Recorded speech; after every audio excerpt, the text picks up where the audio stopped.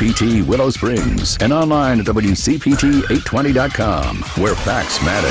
Think Theory Radio. Theoretical astrophysicist Dan Hooper. If there's someplace a light year away from now, there's nothing I can do now that can influence that place in less than a year. No matter what I do, no matter how I build my quantum machine, or no matter what I entangle or what I quantum teleport, nothing I can do here can affect that until a full year has passed, allowing light to get there at the speed of light. Think Theory Radio with Damian Perdue.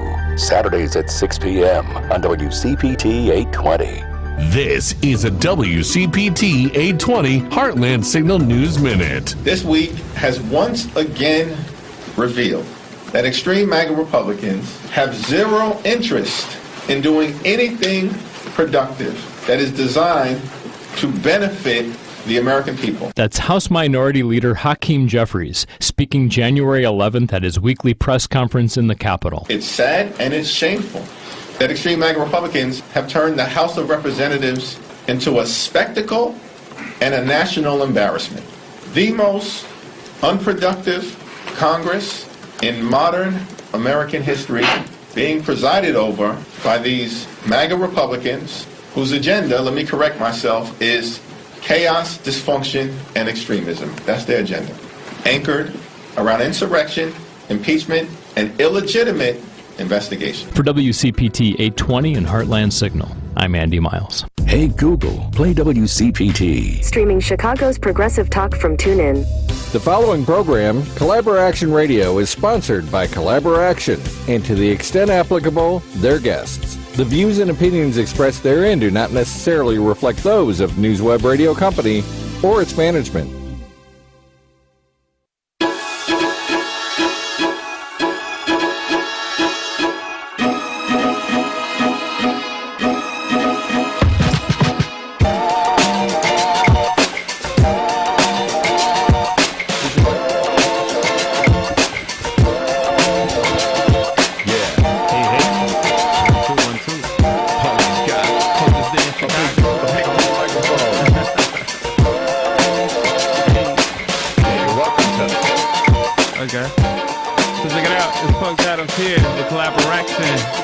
Saturday. I hope you're warm and cozy, cocoa in full effect, right? You know, marshmallows on the side, right? And you're listening to us. Oh man, what's better? What's better? My name is Pugz Adams from the Inglewood Arts Collective, a Shoe clothing brand, and Chicago's Public Art Group. Yeah. Yes.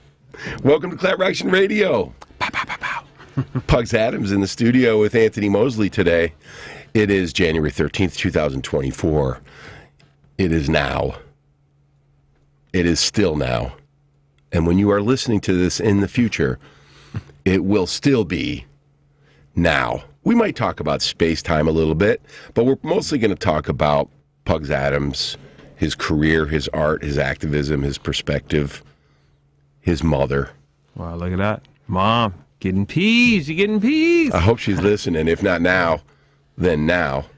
And that was DJ Lady D, the Collaboration Board President and the Queen of Chicago house music, bringing us in there. Lady D is actually going to be playing at the United Center on January 20th. Big things, big things. Big up Lady D. They're doing a halftime show, and I think it's a LGBTQ plus pro party. Extravaganza. At the United Center. Will you be tumbling? I'll be rumbling, fumbling, tumbling.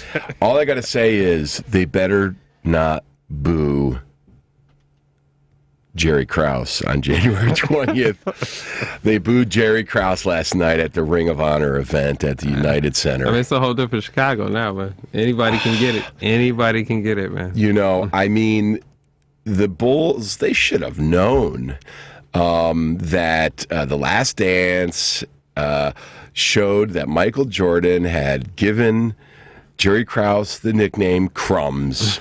They blame Jerry Krause for breaking up the Bulls. Yeah. And it is a shame that he got booed. He did not deserve that, but whatever. That was such a magical time in Chicago, though, man. I went to a lot of the games with my dad. He was friends with some of the staff there. And it was just crazy to see it in the excitement of the city. I don't really feel like we've gotten back to that kind of excitement in Chicago. So did I. My dad was friends with a gentleman named David Brenner, who did like sponsorships, and I think he founded a company called Halo. Oh, okay. And we used to get some tickets as well. What was the most memorable game you went to, Pugz? Oh, man. Or one of them that you remember. How about that? I mean, for me, it wasn't really even the game. It was just seeing like all these people, excited together, in a unifying moment, and then the food in the box, like definitely that. Oh, you were in the box. Yeah, I'm saying we had a friend, good friend, a very good friend, But for me, it was just more that part of it, just because like my whole family, we were part of the UIC tipping club because my dad, he worked at UIC. So, we went to all those games. So this was kind of like the next step up of seeing, how this thing works from the back end side. So it was really interesting to me in that part. But I mean, all the games were just super cold, man. I mean, it was just amazing because I didn't know what, how like you're aware as a kid, but you're not aware till you're there. And then you're like, oh my gosh, then you're telling your friends, you're like, oh, okay, we're living. It was so much louder than it is now. And the energy, it was like the rafters would shake. Yeah. And, it was... I recently went with Comcast. They had invited the Inglewood Art Collective out, and it was a good time, but it wasn't that feeling, Yeah. So my I was at the it was one of the last playoff games in the Chicago Stadium.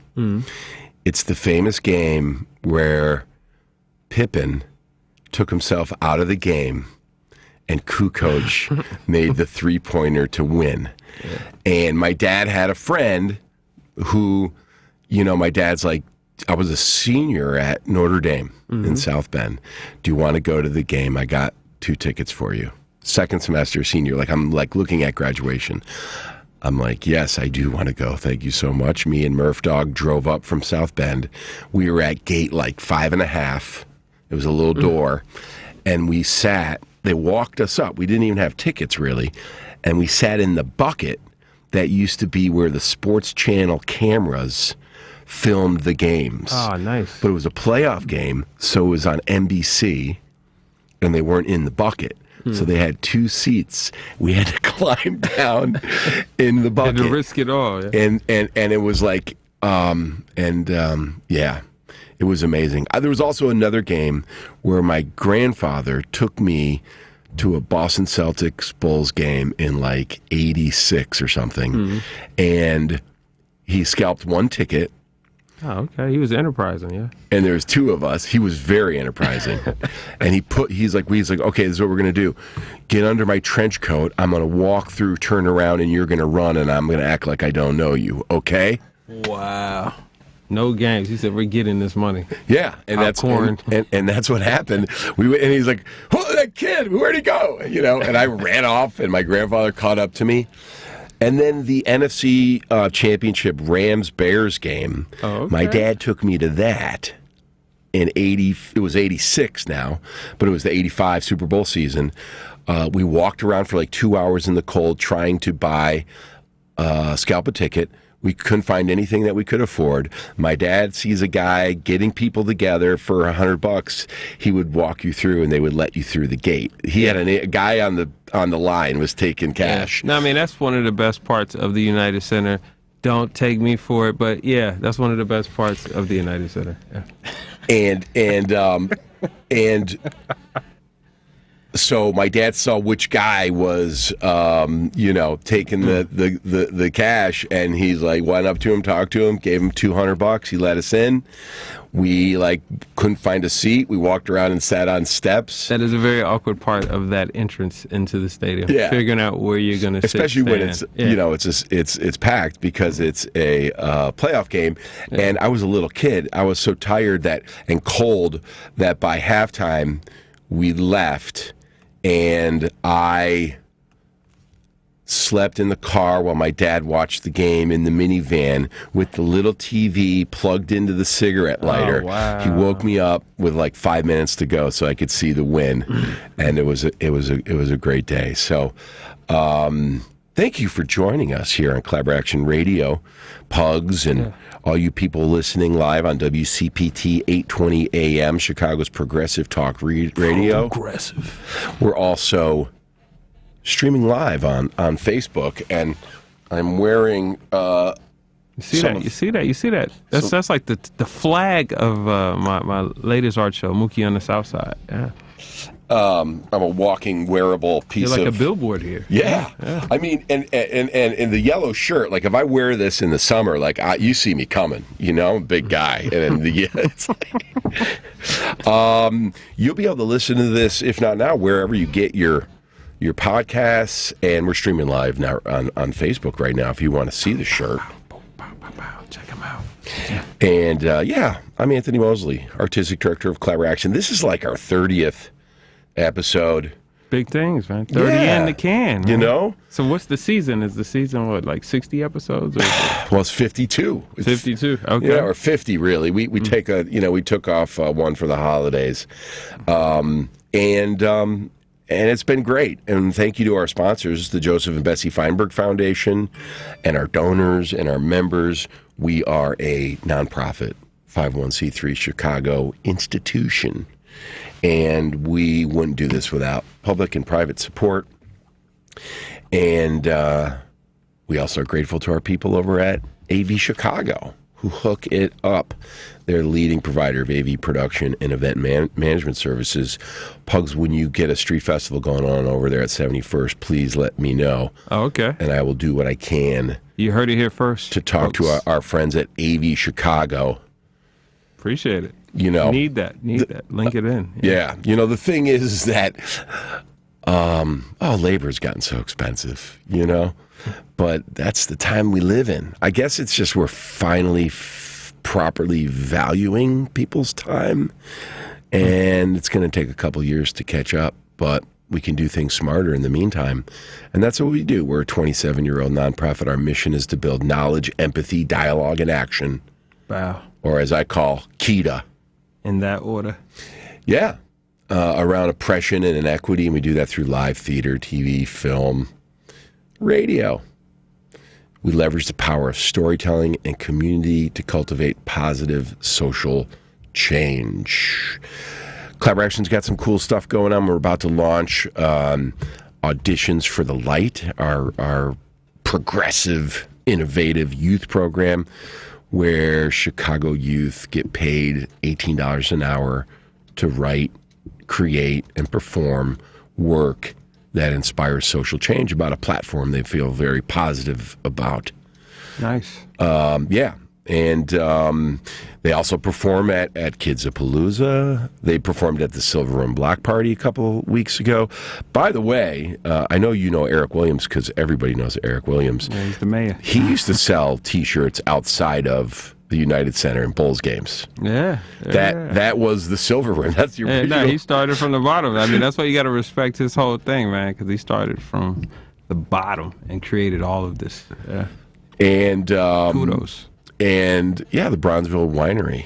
Yeah. Is that what it's called? Yeah. It's a great place. That's awesome. Very good food. And Very good. Oh, it is. Yeah. And you go there, and then he's like DJing there. Yeah. He's something else. He's in it though. That's what I'm saying. Like he's all around in it. He was on like episode 20 or something with Lonnie Edwards, who's actually created a short film about Silver and Block Party and its history and interviews with Eric. It's really dope. Yeah, big up to Lonnie. That's the homie. Yeah. Lonnie and I go way back too. We're very, as he would say, very close.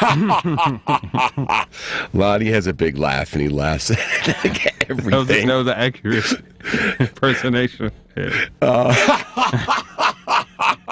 And he kind of does it was great to have Eric on. And what else is going on at Collaboration? Oh, but yeah, if you know any young people, I'll make sure to share the announcement, Pugz for Auditions. Yeah, please do. Yeah. We would love to have people from all over the city. That's really what we're about, and what else is going on in Collaboraction. Well, next week on the radio show, we have Brill Barrett of Mad Rhythms. Do you know Brill Barrett? Yeah, I know Barrett, yeah. Tap dance legend. Sick, super sick. Henry, can we have some live tap dancing in the studio next week? Can we figure out how to get a microphone on the floor? I think that would be super sick. I think that'd be different. Yeah. Oh yeah. He brings in I think he has a little wood, 2x2. Yeah. And honestly, yeah, we could probably get a mic down there. Just kind of yeah. All right. Well, don't say I didn't warn you. And we have a big announcement brewing. I've been saying this for a while, but we have a huge announcement brewing, and I'm just gonna. Oh, are you going to let the cat out the bag? No, I'm not. But I'm going to say it is a new space for the company. Oof. And I'll say that. And who knows? Maybe one day we'll be doing the radio show live there in front of a studio audience with a bar. It's a nice combination there. Well, as Bertolt Brecht said, theater without beer is a museum. No offense, Pugz. I know you. What else? We're here with Pugz Adams, really a Chicago Renaissance man, a hip hop artist in the true sense of the word, and really just a cool dude, man. At the age of 14, he started doing public art in his neighborhood. And it's a big part of his practice. At the Art Institute of Chicago, he started his career as a multi-hyphenate with painting and video as he was pursuing music and design gigs on the side. Currently, you can find him designing for his Us-U-We? Us-U-We. Us-U-We. Yeah. Us-U-We. You got to make it seem complicated, but very simple. Yeah. Us-U-We 93, and he's got public art projects with D-Case and the Englewood Arts Collective, of which he is a co-founder. He's got amazing murals all around the city, and he's even done some refrigerators. Yeah. Pick up to Dion's dream. Yeah. His inspiration for all this stems from his family growing up in Englewood, where he would witness the performers on the Green Line train and see the murals and graffiti art in his Chicago neighborhood. Pugz believes artists are the storytellers of their communities. His music and art are more than just a personal diary of what he has seen and experienced, and his practice is dedicated to bearing witness to and documenting the rich brilliance, creative spirit, and joy that thrives within Black communities. Thank you for joining us on the show today, Pugz. Yeah, thanks for the invite. I'm here. We negative 87. What's that? I said it's negative 87. But I'm here. No, if you've seen the weather, it is like going to go at like midnight. It's like going to be 0, and at 1 it's going to be -1, and at 2 it's going to be -3, and at Henry it's going to get cold. Will the radio station make it? I don't even know. We were getting like power outages like the other day too. Really? Yeah, it was like flickering. It was super rad. Wow. But we're here. The cold air. Yeah. So,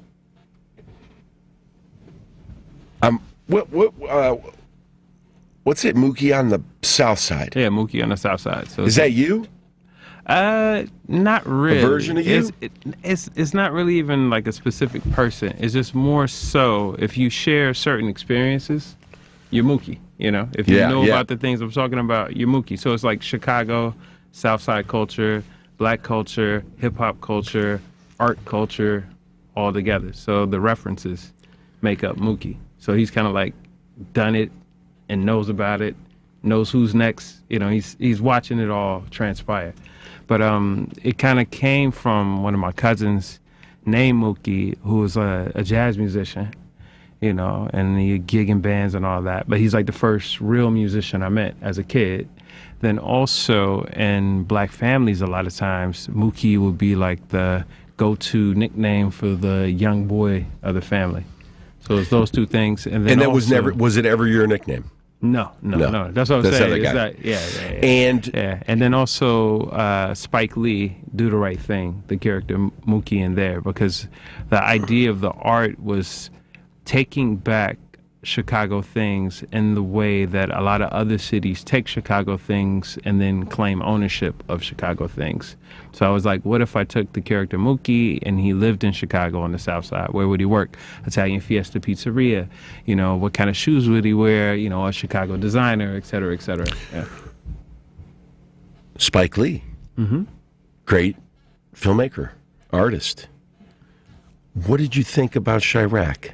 He missed the mark, man. But I mean, I think that's definitely like one of those things. You have to live here in order to paint that picture, because you wouldn't know the severity of it in the sense of using that word with the movie. Because you could have called it anything else and it just would have been a movie. But because of that, I feel like it set it on the wrong track, because I was really expecting it to be a deeper thing. You're hoping that it was going to be...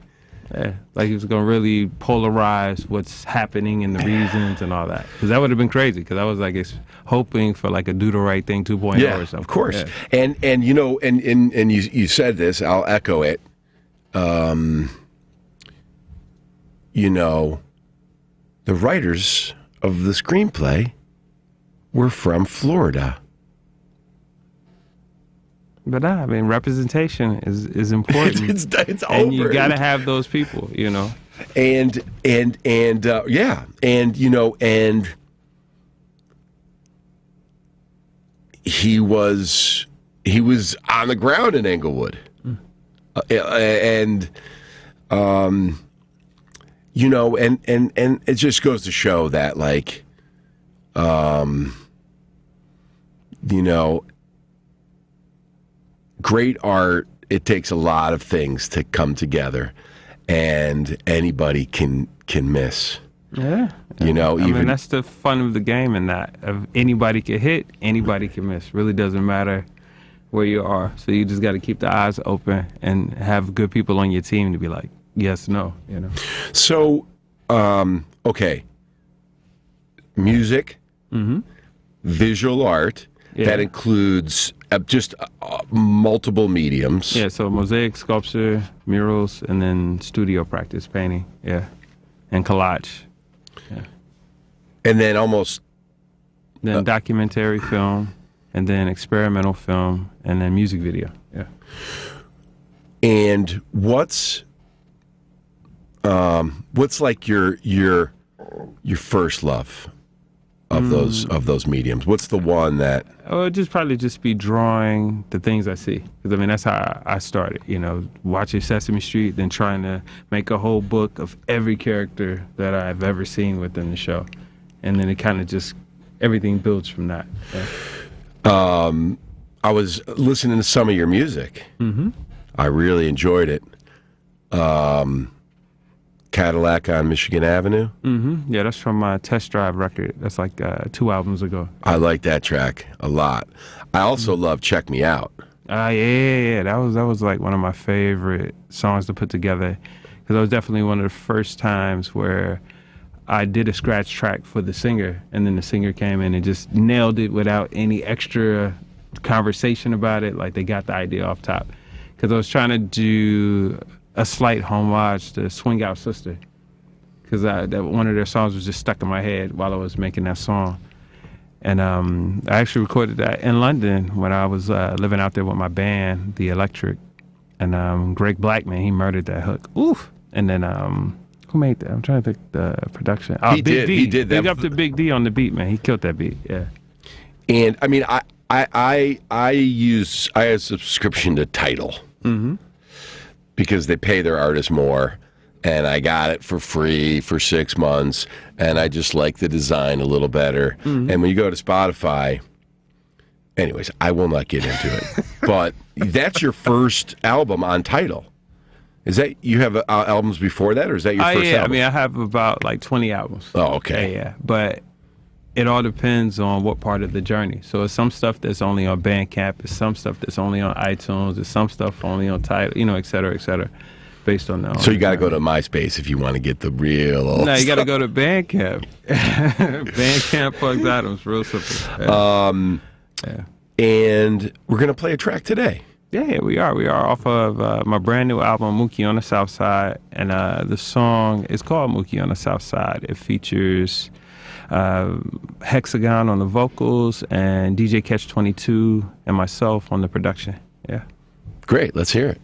Seeds watch us, grow up and try to follow us. Police watch us, roll up and try knocking Mookie us. on the south side, haters got their mouth wide. It's a different world where we learned about apartheid. Ducking, dodging, meaningless soul ties. Gave him a couple points, but he got his own dice. Things I wanted to see happening in his time. Wondering if my OG share the same timeline. These bars here, aging like a fine wine. Remember we were teens, told them we don't eat swine. Nacro nights, catch us on the green line. Probably PK, Apollo base in the eye. Went to Del Mars just to get my fade right. Pictures on the wall, history in his time. I would dream one day he would add mine.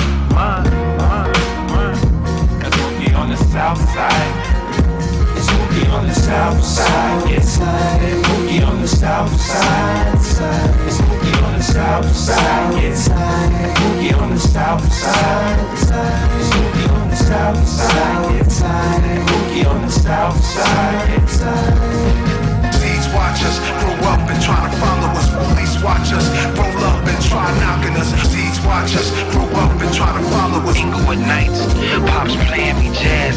Seeds watch us, grow up and try to follow us. Police watch us, roll up and try knocking us. Seeds watch us, grow up and try to follow us. Inglewood nights, pops playing me jazz. Mookie on the south side, racers got their mouth wide. It's a different world from the Chicago 7 ride. Few steps forward, no cha-cha slide. Showed her how to steer, but she got her own ride. Things I wanted to see happening in her time. Wonder if ancestors share the same timeline. These bars here, aging like cast iron. Remember concerts, then I hop late nights. Probably with rain and scram, labor and cream. I asked my mama to twist my dreads tight. Picture she paint, inspire my heart's flight. Just a couple moments from Mookie on the south side. Mookie on the south side.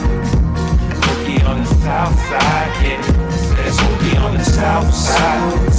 Mookie on the south side, yeah. Says Mookie on the south side. Mookie on the south side, yeah. Says Mookie on the south side. Mookie on the south side, yeah. Seeds watch us, grow up and try to follow us. Police watch us, roll up and try knocking us. Seeds watch us, grow up and try to follow us. Inglewood nights, pops playing me jazz. Seeds watch us, grow up and try to follow us. Police watch us, roll up and try knocking us. Seeds watch us, grow up and try to follow us. Inglewood nights, pops playing me jazz.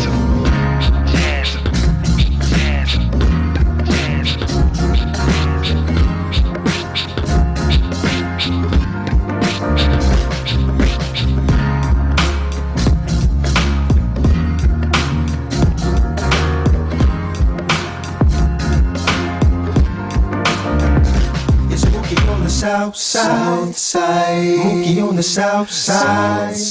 It's Mookie on the south side. Mookie on the south side. It's Mookie on the south side. Mookie on the south side.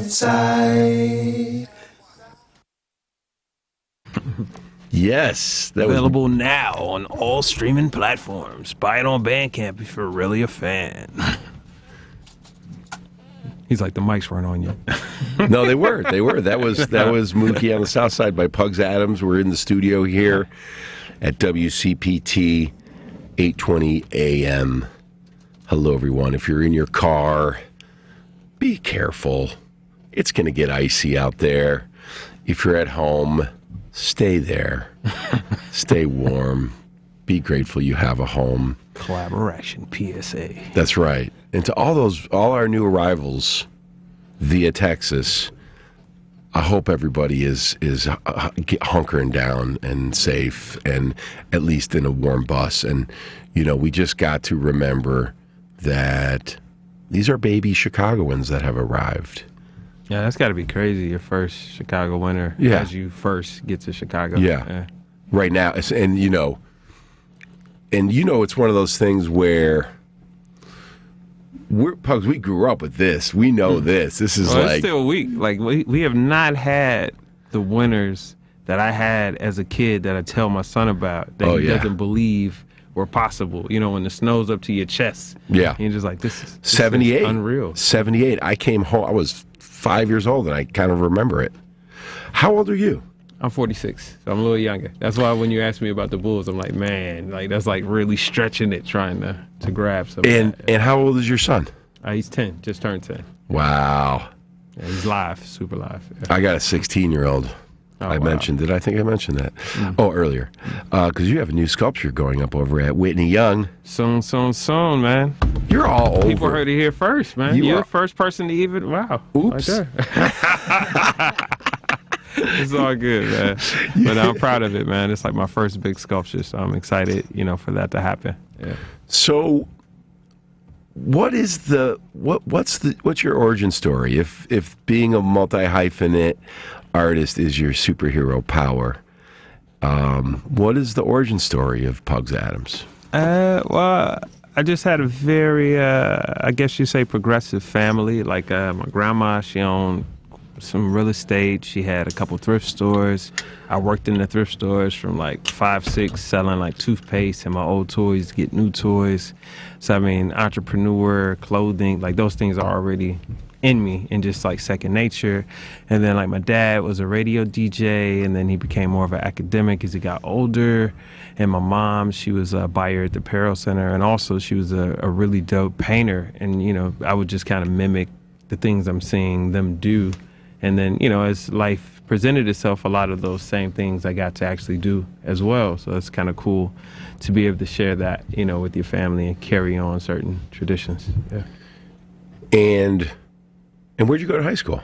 I went to Kenwood Academy, man. That's where all the hip hoppers were. So I had to go there. Who's your favorite Chicago hip hop artist? Man, that's hard. That's such a hard question.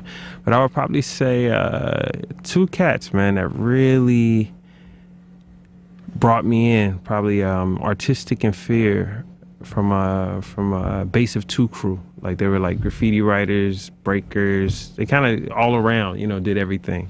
So it was like getting their tutelage and coming to, to like Fear's house, and he's showing me all these tapes of, different music and, different ways to paint my name and, all that. They really opened the world to me, because in Chicago, things are very cliquish. So it's kind of like if you don't know someone, it's kind of hard to just jump in. And they definitely were like the people that helped me jump in. Yeah. And so what tell us about your mom's painting. She was a figurative painter. I mean, she still can, I think now seems to be more into like ink and dyeing and batik, like that kind of stuff.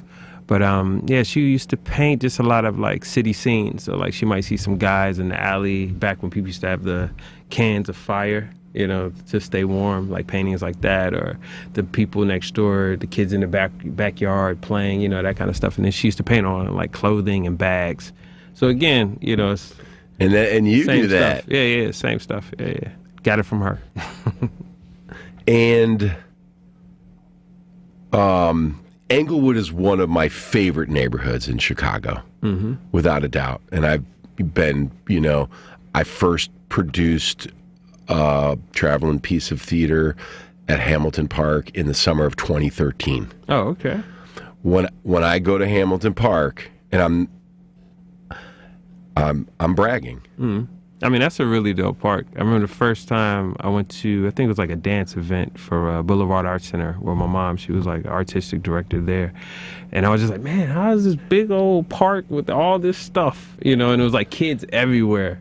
And I was just like, man, I'd never seen that space. And then after that, I was like, okay, bet. It's a jewel. Yeah. I would love, there needs to be a proper outdoor concert in that. Yeah, because they have the area. Yeah. I brought a concert producer down there. And yeah, maybe it should happen. It really should. Well, with the way things are going in Englewood, I'm sure it'll be sooner than later. Yeah. Yeah. And but when I go to Hamilton Park to this day, 12, 13, 14, 15-year-old kids come up to me and know me from when they were 7, 8, 9, 10. Yeah. They're like, "You're that guy." No, that's the beauty of it, you know, when you change people's perspectives. Yeah. And we had a great performance. We toured there this year with our youth program, The Light, and there was a group doing a back to school backpack giveaway barbecue, and we all hooked up, and we had gotten a grant from the Safe and Peaceful Communities program of the Chicago Community Trust, and we were doing a open mic for youth with a $500 cash first place. I do remember saying that. And we had the judge. Who won it? So the judges were Ange Zone, Geronimo Speaks,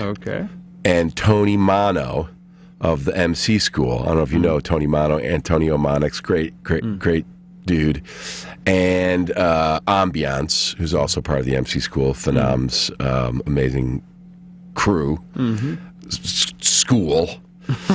And we had a bunch of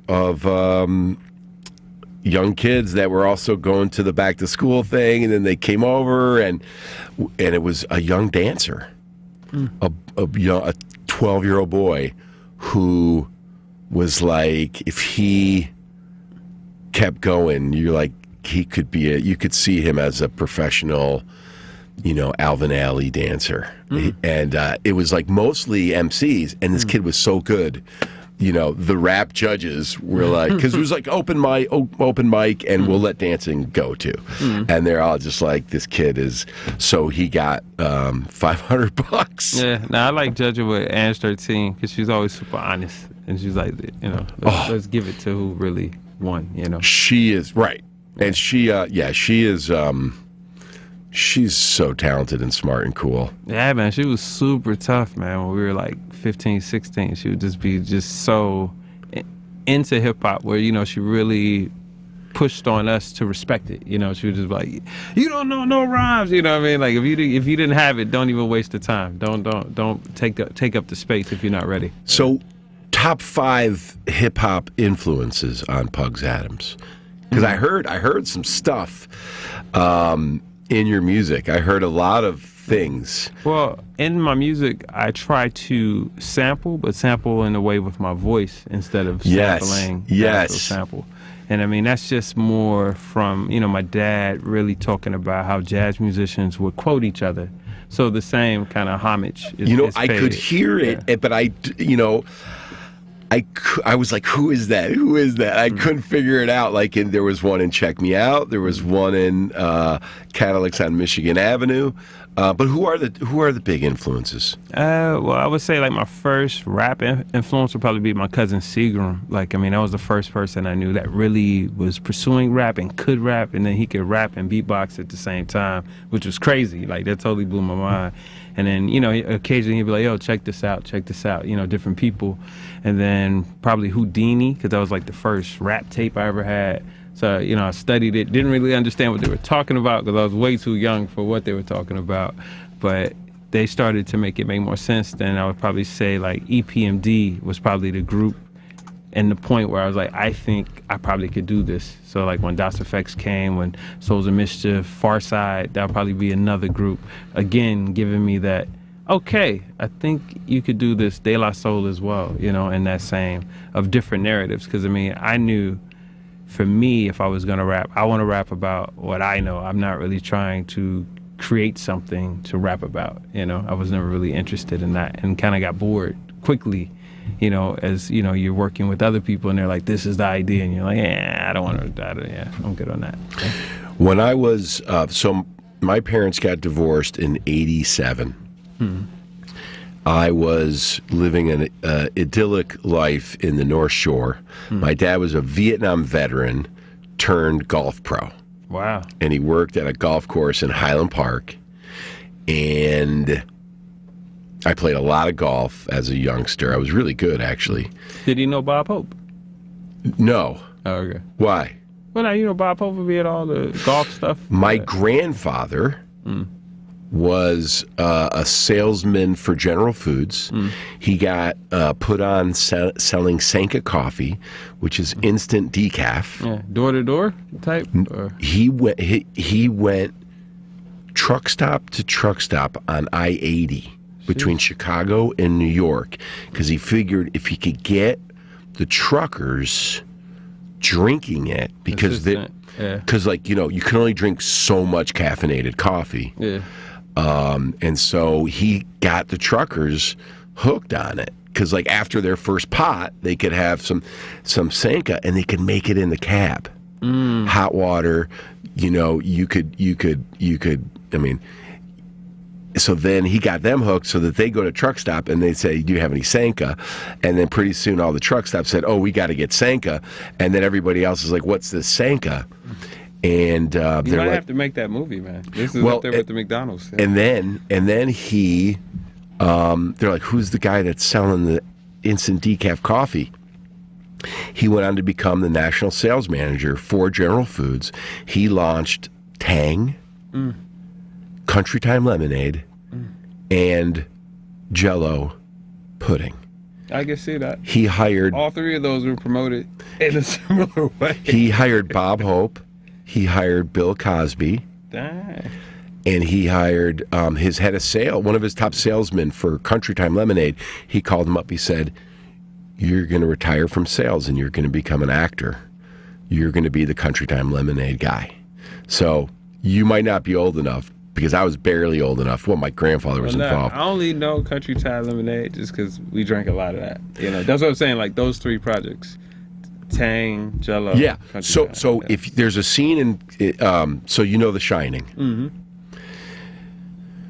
There's a scene in The Shining in the dry storage of the kitchen of the hotel. The art direction was such that in the background of the scene, and I think this is Scatman Carruthers, he's in the dry storage with Jack. Behind him is nothing but boxes, but they were actually like these cylinders of Tang, Country Time Lemonade, and Sanka, which were all fake powdered sugar drinks. And probably Kubrick picked those corporate phony things because he was making statements about how America had stolen land and had, you know, capitalism had created a culture on top of stolen land. Yeah, I mean, that's what my film teacher said when we had to study it. That's definitely how it was sold to us. Yeah. So, why did I go on that tangent? Because you get it ready for this book, man, about the life of the family, man. I think this should be your next project, man, because you got some good stories here. Oh, wait. No, was it Vietnam? Is that where I was? Yeah, Vietnam, Golf Pro. Yeah. Golf Pro, yeah. Vietnam. Oh, there's a guy named Paul Harris who worked for my dad at the golf course. He knew I was going through it as a 14-year-old whose parents were getting divorced. I was kind of getting into hip-hop. I actually used to break dance out on the street corner in Deerfield. I would hope so. I mean, that was everyone. Yeah. You know, that was like, no. Well, yeah, and I can actually dance. So. You heard it here. He gave me a mixtape of hip-hop. And on the drive, I was crushed that my parents got divorced. It really messed me up in a good way eventually. But I was like under a blanket in the back of the minivan while my mom is crying, leaving Deerfield to drive to Stamford, Connecticut. And I had this hip-hop tape, and EPMD was on it. You locked in. And those songs became my foundation of hip-hop as a little white boy, you know.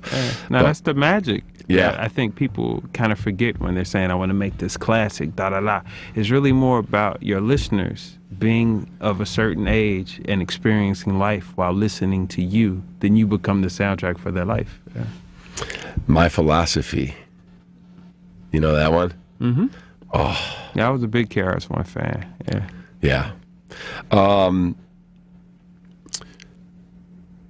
What's up with the Englewood Arts Collective? Tell us about that. Well, we've been together. This is year 6, about to be year 7. And I really just was based on a text message that Tanika Johnson had sent to us, just saying, hey, you know, what if we all were part of like a collective?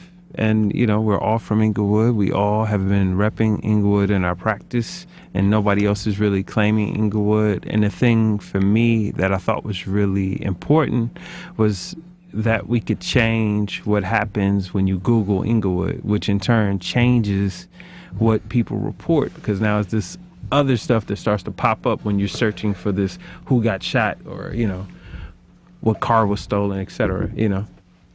But since that time, I mean, we've done tons of like re-granting and artist to artist money for supplies, you know, help in that sense. And then also tons of like community projects and even helping to kind of, I would say, steer a direction for younger creatives to move around and, you know, be prosperous in, you know, their passion. 7 years, that went fast, huh? Yeah, man. Well, I think like after you're about like 30, it all just starts to just swing. Life. Know? Yeah, and then also if you're with people that you enjoy to be around, I feel like it makes it go so much faster just because everybody's on the same page. I mean, that's the one thing I do love about the group. It's more so someone has an idea, they take the lead, everyone follows suits. Yeah. During the pandemic, we created a little documentary film called Encounter Inglewood. Mm-hmm. And we featured some amazing people from this great neighborhood because, you know, we wanted to contribute to the counter narrative that the media has run wild with, and so did Spike. Mm-hmm. We did a piece on Ernest Dawkins. Mm-hmm. He is so cool. That guy is amazing. Shelley Rashad, Joy Smith, Fatal, mm-hmm. And you know, I just think a lot of neighborhoods could do well to be more like Inglewood, because people come out and know each other. Like, in a lot of neighborhoods, nobody knows each other. Yeah, and when I used to live Belmont, Lakeshore Drive, you kind of knew maybe 4 people tops, and that was it. Everybody else was pretty singular in their existence. Yeah, and you know that in the suburbs. And I mean, that is, you know, one of the biggest problems with American culture is that there's not a real true sense of belonging. Yeah, I mean, that's the thing for me. While Inglewood always comes back in my art, just because I have so many good memories, family memories, friend memories there. I mean, my discovery of really how to get an artist career off the ground is in Inglewood. I mean, that's where I got to meet the AACM, because they had their offices there. Got to meet all types of like African dancers like Mom Sar, sculptors. I mean, just so many people that were in it, doing it, being successful at it, and they're just casually in this neighborhood. Yeah. What does Martin Luther King Day mean to you? It's a celebration of the work of MLK. I do feel though like it shouldn't be limited to your kindness to just that day, you know, or your acts or whatever. I think it should just be a consistent thing, if that's, you know, what you're on. Cat Williams. What do you think about what? Break it down for me. What's your perspective on what happened with Cat Williams last week? I mean, that's Cat Williams. If you've followed his career, that's what he does. I mean, that's what he's really good at. He could come and stir it and leave you there trying to figure out what's what. You know, it's almost it's a brilliant thing that he did. Does he just, is that just him, right? Did he know he was doing that, or did? I mean, that's what he does, though. That's what I'm saying. Like, he's that kind of comedian where it's kind of, you don't know what. Everything sounds like Yeah. That's, you know. It's which it reminded me a little bit of Andy Kaufman. Mm-hmm. You know, like there's times when he's clearly talking in great hyperbole, and then there's other times where he's being 100% not just truthful but accurate. Mm-hmm. And all of those people that he talked about, some of them he took down a bit, or even they're all having a moment now because of him. I wish that Cat Williams would have hosted the Golden Globes. That would have been They cool. would never do that, though. I mean, that's the thing with it. Like, everything is too nice in this time. Yeah, but you've seen Ricky Gervais at the Golden Globes, Yeah, but right? that's two different people, man. Yeah, no, you can't I know. even put them. Because you know, Ricky seems safe. He does say some stuff sometimes, but he seems safe. That's usually who gets those kind of jobs. Well, you know, it's no longer they've taken the Golden Globes away from the Foreign Press Association. Did you know this? No, I did not know that. I did not know it either until I said to my wife, Sandra Delgado, I said, well, because I think the Golden Globes are a joke. I think all of the film award shows, and I mean... Well, you got to think about this. Most award shows, you're paying to be there. If you have any type of performance, you're paying for the performance. You know what I mean? So to me, I'm just like, is it really... It's a marketing ploy. Yeah. It's a genius marketing ploy for an industry. And, you know, I say all that, and, you know, we won 2 Emmys for Trial in the Delta. You better not say too much, man. You might not win any more. They might do it. Well, did you know ESPN actually got caught fabricating names for 30 Emmy Awards? And what they were doing was, when they won an Emmy, there's so many names you can put on it, and there's certain eligibility requirements you need to get. Of course, yeah. Right, you have to actually, like, done the work hands-on.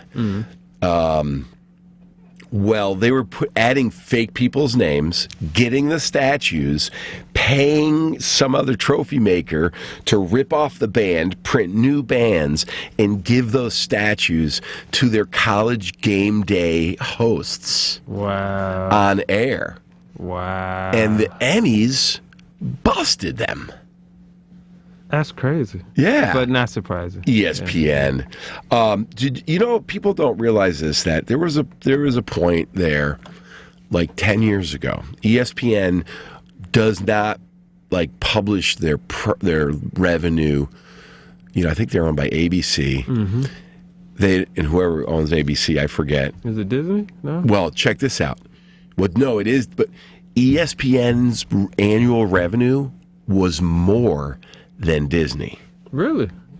Wow. But they hid that because otherwise Stephen A. Smith would be like, I need 40 million. Yeah, I need 40 million of them dollars. But sports has way more shows, and it's probably way cheaper in a way. We talked about the Bulls. What about the Bears? Oh man, since the shuffle, that was probably the last time I was super in it, you know. But hey, if they need a mural, I'm here. Let's do it. And if anybody's out there, I do need a refrigerator Perry's G.I. Joe. If anybody can help with that, I need that. Yeah. Find Pugz on social. He might trade you some art for that. I thought it was a gift. A gift. A gift.